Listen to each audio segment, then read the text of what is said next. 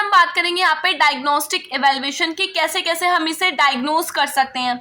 सबसे पहले इसमें हमारा history collection, then physical examination, मतलब पेशेंट से कंप्लीट हिस्ट्री ली जाती है कि आप टबैको यूज करते थे, अल्कोहल कंज्यूम या फिर हाइपरटेंसिव थे या नहीं थे, या किसी भी कोई भी और रिस्क फैक्टर के कांटेक्ट में पेशेंट आ रहा है या नहीं आ रहा, ये जानने के लिए हम क्या करते हैं, हिस्ट्री कलेक्शन करते हैं। नेक्स्ट आता है फिजिकल एग्जामिनेशन, पेशेंट का हेड टू टो एग्जामिनेशन किया जाता है। नेक्स्ट आता है स्ट्रेस टेस्ट। स्ट्रेस टेस्ट में क्या होता है कि जो पेशेंट होता है उसे वॉकिंग मशीन पर बहुत ज़्यादा, मतलब वॉकिंग मशीन पर 2 से 3 मिनट के लिए भगाया जाता है, देन उसका स्ट्रेस लेवल चेक करते हैं। नेक्स्ट होता है चेस्ट एक्सरे, जिसमें हमें कोरोनरी आर्टरी में ब्लॉकेज पता चलती है। नेक्स्ट होता है हमारा इलेक्ट्रोकार्डियोग्राम, मतलब ईसीजी करते हैं, जिसमें हमें एसटी सेगमेंट और टी वेव से पता चल जाता है कि ये कोरोनरी आर्टरी डिजीज का पेशेंट है या नहीं है, ठीक है, या कोरोनरी एथेरोस्क्लेरोसिस का पेशेंट है या नहीं है, जिसमें हमारा जो टी सेगमेंट होता है, जो टी वेव होती है बहुत ज़्यादा नीचे की तरफ होती है, और जो एस टी सेगमेंट होता है बहुत ज़्यादा एलिवेट होता है। नेक्स्ट आता है cardiac catheterization. Guys, cardiac catheterization एक प्रोसीजर होता है जिसमें क्या होता है, with the help of the catheter, जो हमारी फीमोरल वेन से डाला जाता है ग्राउंड एरिया में, वहाँ से डाल के कैथेटर की हेल्प से ये चेक किया जाता है कि कहीं पे ब्लॉकेज है या नहीं है, या फिर कहाँ पे ब्लॉकेज है, with the help of the dye. ये प्रोसीजर में आपको आगे आने वाली जो सर्जरीज होंगी इसमें उसी में कवर कराऊंगी आपका। नेक्स्ट आता है हमारा इको। इको में हम ये देखते हैं कि जो हमारी हार्ट के वॉल्स हैं, चैम्बर्स हैं, वो सही हैं या नहीं है। ये सारी चीज़ें ये सारे इन्वेस्टिगेशंस किए जाते हैं, किस चीज़ के लिए, कोरोनरी एथेरोस्क्लेरोसिस को जानने के लिए, ठीक है। कोरोनरी एथेरोस्क्लेरोसिस को आप सीएडी भी बोल सकते हैं, कोरोनरी आर्टरी डिजीज भी बोल सकते हैं। अब इसका मैनेजमेंट 3 पार्ट में डिवाइडेड है कोरोनरी एथेरोस्क्लेरोसिस का: medical management, surgical management and nursing management.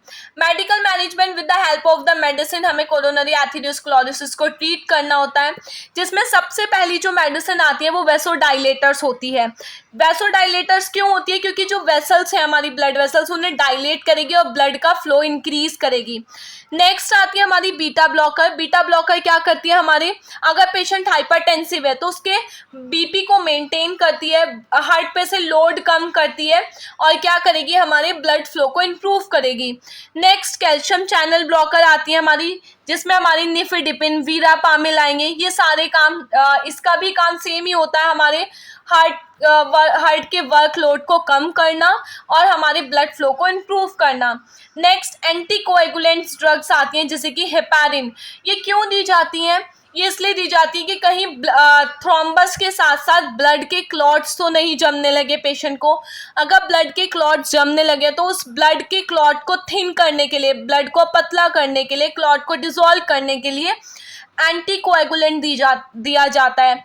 Next आता है हमारा एनाल्जेसिक्स। एनाल्जेसिक्स में जैसे कि मॉर्फिन क्यों दिया जाता है? मॉर्फिन भी हमारा इसीलिए दिया जाता है जिससे कि जो पेशेंट है वो उसका पेन रिलीफ हो सके। नेक्स्ट आता है थ्रोम्बोलाइटिक ड्रग्स, जिसमें स्ट्रेप्टोकाइनेज आता है।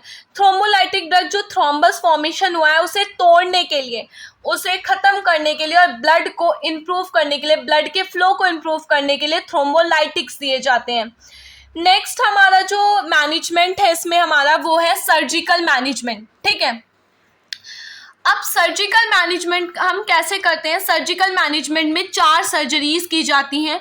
सबसे पहली सर्जरी पीटीसीए, मतलब percutaneous transluminal coronary angioplasty. Next surgery होती है हमारी stent procedure. Next atherectomy and next CABG, मतलब कोरोनरी आर्टरी बाईपास ग्राफ्ट। अब इन सर्जरीज में होता क्या क्या है? सबसे पहली जो सर्जरी है that is the PTCA, percutaneous transluminal coronary angioplasty.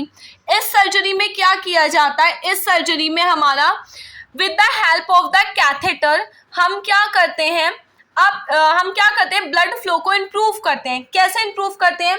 इस सर्जरी के लिए हमारी जो ग्राउंड एरिया की मसल्स है उन्हें नम किया जाता है। देन एक निडल इंसर्ट की जाती है हमारी फीमोरल वेन से। निडल इंसर्ट करने के बाद निडल को निकाला जाता है और निडल की जगह एक गाइड वायर डाला जाता है हमारा। ठीक है, गाइड वायर हमें बताता है कि हमें कहाँ कहाँ क्या क्या चीजें हैं या नहीं है, मतलब आगे बढ़ने में हेल्प करता है। इसी के साथ साथ हमें कैथेटर डालते हैं, बलून टिप्ड कैथेटर होता है, मतलब उस कैथेटर के टिप पर एक बलून होता है हमारा। फिर हम वो कैथेटर इंसर्ट करते हैं अंदर की तरफ। देन अब हमें क्या होता है, यहीं पर हम कार्डिक कैथेटराइजेशन भी करते हैं। कार्डिक कैथेटराइजेशन में क्या होगा कि वो जो कैथेटर इंसर्ट कर रहे हैं उस कैथेटर में डाई डाली जाती है। अब वो जो डाई है वो हमें बताती है कि कहाँ कहाँ पर ब्लॉकेज है या नहीं। जब कैथेटर अंदर पहुंच जाता है, डाई डाल देते हैं, तो हम पूरी चीजें एक्सरे पर नोटिस करते हैं। अब with the help of the X ray हमें पता चल जाता है पेशेंट की कोरोनरी आर्टरी में कितना ब्लॉकेज है या कहाँ कहाँ पर ब्लॉकेज है, किस किस ब्रांच में ब्लॉकेज है। ठीक है, उसके बाद क्या किया जाता है, हमारा जो बलून टिप्ड कैथेटर हमने डाला वहाँ पर जहाँ पे भी ब्लॉकेज होती है वहाँ पर हम कैथेटर को लेकर के जाते हैं। देन वो जो बलून है उसे इन्फ्लेट किया जाता है, उसे फुलाया जाता है बलून को। ठीक है, फिर डिफ्लेट किया जाता है बलून को, फिर इन्फ्लेट करते हैं जिससे कि जो थ्रोम्बस है वो टूट जाए, वो बिखर जाए वहीं पर हमारा। फिर बलून को डिफ्लेट किया जाता है और बाहर निकाल लेते हैं। उसके बाद क्या होता है गाइस, उसके बाद स्टंट प्रोसीजर परफॉर्म किया जाता है वहीं पर। फिर एक कैथेटर डालते हैं, जो अब इस कैथेटर में क्या होता है, स्टंट लगा हुआ होता है। जहाँ पर हमने बलून को इन्फ्लेट किया था अब उसकी जगह स्टंट डाल देते हैं। ठीक है, और जो ब्लड का फ्लो है वो क्या हो जाता है, इम्प्रूव हो जाता है। हमारा जो ब्लड है वो ईजिली हमारे हार्ट तक पहुंच जाता है और ब्लड फ्लो इम्प्रूव हो जाता है, तो हमारा जो CAD की कंडीशन है वो ठीक हो जाती है। ठीक है, इसके बाद हम बात करते हैं एथरेक्टोमी। एथरेक्टोमी का मतलब ही आप समझ रहे हो कि रिमूवल ऑफ जो भी हमारा एथेरोस्क्लेरोसिस है उसे ओपन हार्ट सर्जरी की हेल्प से रिमूव कर देना। नेक्स्ट आता है हमारा CABG। CABG होता है कोरोनरी आर्टरी बाईपास ग्राफ्ट। जैसे आपको नाम से ही पता चल रहा है, कोरोनरी आर्टरी मतलब वो मेन आर्टरी जो हार्ट को ब्लड सप्लाई करा रही है। बाईपास ग्राफ्ट से ही आपको पता चल रहा है हमारा, जैसे कि बाईपास रास्ते नहीं होते हमारे। ठीक है, एक किसी आधे रास्ते को काट करके दूसरा रास्ता जोड़ देना जिससे इजीली हम जल्दी पहुंच जाएं, बिल्कुल वही है हमारा बाईपास ग्राफ्ट। इसमें हमारे हार्ट को क्या, सबसे पहले इसमें क्या करते हैं कि जो हार्ट होता है हमारा उसे एक मशीन से कनेक्ट कर दिया जाता है। देन उसके बाद हम क्या करते हैं, हमारी ही बॉडी की कोई वेन कट की जाती है, बेसिकली हमारे लोअर पार्ट से ली जाती है हमारी ये वेन। ठीक है, या फिर एक तो इसे करने का ये तरीका होता है, कट करके हम क्या करते हैं, जो मेन कोरोनरी आर्टरी जहाँ पर ब्लॉकेज होती है वहाँ से कट करके उसे स्टिच कर देते हैं और मेन आर्टरी से जोड़ देते हैं। या ऐसे करने का एक और तरीका होता है कि जहाँ पर हमारी कोरोनरी आर्टरी, जितनी भी आर्टरी में ब्लॉकेज है उसे कट किया जाता है। देन उस कट करने के बाद जो हमारी आर्टरी बची है उसे कनेक्ट किया जाता है हमारी किस चीज़ से, जो भी वहाँ पर बाईपास हमें दिखता है, मतलब जो भी वहाँ पर हमें आर्टरी नियर बाय दिखती है उससे क्या कर देते हैं, स्टिच कर देते हैं, मतलब जोड़ देते हैं, और जिससे कि ब्लड जो है वो ईजिली हमारे हार्ट तक फ्लो हो जाता है। ठीक है, नेक्स्ट हमारा जो आता है इसमें हम बात करेंगे हमारे नर्सिंग मैनेजमेंट की। नर्सिंग मैनेजमेंट गाइस दो पार्ट में डिवाइडेड होता है, nursing diagnosis and nursing intervention. Nursing diagnosis जिसमें हम किस चीज़ के बारे में लिखते हैं कि पेशेंट के सिम्टम्स के बेस पर हमने क्या क्या डायग्नोसिस बनाए। Then intervention, as a nurse हमने क्या पेशेंट को एडमिनिस्टर किया, हमने क्या केयर प्रोवाइड की। जैसे आपको पता है डायग्नोसिस के लिए क्या होना चाहिए, हमारे पास सबसे पहला क्या सिम्टम था, पेन का सिम्टम था। ठीक है, तो इसमें एक डायग्नोसिस बनेगा acute pain related to disease condition. कौन सी डिजीज कंडीशन है, एथेरोस्क्लेरोसिस है ना हमें। ठीक है, कैसे एविडेंस किया हमने, पेशेंट के वर्बलाइजेशन से या फिर पेन स्कोर में हमने जांच लिया कि पेन स्कोर में हमने देख लिया कि पेशेंट को किस लेवल पर पेन है। नेक्स्ट हमारा होता है shortness of breath. Impaired gases exchange हो रही है, हमारी ब्रीथिंग डिफिकल्टी हो रही है, related to improper blood and nutrient sufficient supply, मतलब प्रॉपर ब्लड ऑक्सीजन नहीं जा रहा है, मिल रहा है बॉडी को। कैसे एविडेंस किया? ब्रीथलेसनेस से एविडेंस किया, पेशेंट बोल रहा है, उसे डिस्निया हो रहा है। नेक्स्ट आता है physical immobility related to weakness, मतलब फिजिकली पेशेंट अनेबल है कुछ भी चलने फिरने की, क्योंकि उसकी चेस्ट में बहुत ज्यादा दर्द हो रहा है, इन सारी कंडीशन की वजह से। कैसे एविडेंस किया? पेशेंट अपनी डेली एक्टिविटीज को परफॉर्म कर ही नहीं पा रहा है।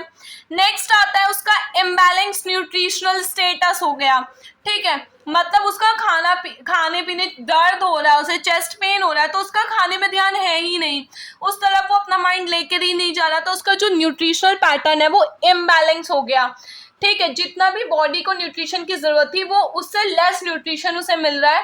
कैसे एविडेंस किया? वेट लॉस से एविडेंस किया। इसके अलावा इस पे यहाँ पे आप एंजाइटी पे बना सकते हैं डायग्नोसिस के, पेशेंट को एंजाइटी हो रही है, anxiety related to disease condition and the treatment as evidence by facial expression, कि पेशेंट को एंजाइटी हो रही है, ठीक है, डिजीज कंडीशन के रिगार्डिंग या फिर ट्रीटमेंट के रिगार्डिंग। कैसे पता किया? उसके फेशियल एक्सप्रेशन से पता किया, ठीक है।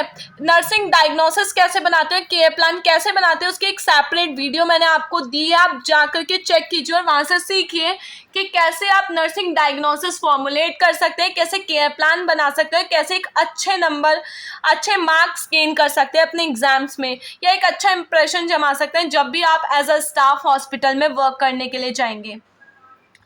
नेक्स्ट आते हैं हमारे क्या क्या इंटरवेंशन देंगे। तो सबसे पहले हमें पेशेंट को डायग्नोस्टिक प्रोसीजर्स के लिए रेडी करना है, जितने भी सर्जिकल प्रोसीजर्स हैं उनके लिए रेडी करना है। अगर मैं बात करूं आपके CAD में स्पेशली क्या होता है, सबसे पहले जैसे ही पेशेंट आता है उसे ऑक्सीजन एडमिनिस्टर की जाती है 100%, ठीक है। देन उसके बाद हम क्या करते हैं, देखते हैं कि पेशेंट किस किस के रिस्क फैक्टर में था या नहीं था। पेशेंट को बोलते हैं कि वो लो सोडियम डाइट ले, लो कोलेस्ट्रॉल डाइट ले, ठीक है। पेशेंट के स्ट्रेस को कम करने की कोशिश करते हैं डाइवर्शनल थेरेपी की हेल्प से। पेशेंट को स्मोकिंग के लिए, सिगरेट के लिए, इन सब चीज़ों के लिए गाइडेंस प्रोवाइड कराते हैं, उसे हेल्थ एजुकेशन देते हैं प्रिवेंशंस के रिगार्डिंग कि कैसे आप अपने ब्लड प्रेशर को कम करके एथेरोस्क्लेरोसिस जैसी बीमारी को ख़त्म कर सकते हैं, ठीक है। इसके अलावा या फिर लो फैट डाइट ले, फिजिकल एक्टिव रहें, हमारा हेल्थी वेट मेंटेन करें, अपने स्ट्रेस को मैनेज करें, अपने वर्क को मैनेज करें। इन सारी हेल्थ एजुकेशन की हेल्प से हम पेशेंट को CAD से बचा सकते हैं या फिर कोरोनरी एथेरोस्क्लेरोसिस से बचा सकते हैं। नेक्स्ट आता है क्या क्या कॉम्प्लिकेशन हमें हो सकती हैं कोरोनरी एथेरोस्क्लेरोसिस की वजह से। सो सबसे पहले जो कॉम्प्लिकेशन आती है, चेस्ट पेन होता है कोरोनरी एथेरोस्क्लेरोसिस की वजह से। अब क्या हो रहा है, इसमें ब्लड सप्लाई प्रॉपर नहीं हो पा रही है हमारे हार्ट को, तो पेशेंट को हार्ट अटैक देखने के लिए मिलता है, ठीक है। हार्ट अटैक हम आगे पढ़ेंगे क्या होता है और ये कैसे कैसे कॉज होता है। नेक्स्ट आता है हमारा हार्ट फेलियर, पेशेंट के अंदर देखने के लिए मिलता है, जिसमें जो पेशेंट का हार्ट होता है वो ब्लड को पंप करने के लायक नहीं होता, मतलब ब्लड पंप नहीं कर पाता। इसके अलावा एबनॉर्मल रिदम देखने के लिए मिलती है, मतलब पेशेंट को टैकीकार्डिया देखने के लिए मिलता है, ठीक है। तो ये सारी के सारी कॉम्प्लिकेशंस होती हैं जो कोरोनरी एथेरोस्क्लेरोसिस में हमारी कवर होती हैं। सो गाइस, कोरोनरी एथेरोस्क्लेरोसिस के लिए इतना ही। अगर आपको ये वीडियो पसंद आया हो तो प्लीज़ इसे लाइक करना, शेयर करना एंड कमेंट करके बताना। अगर आपको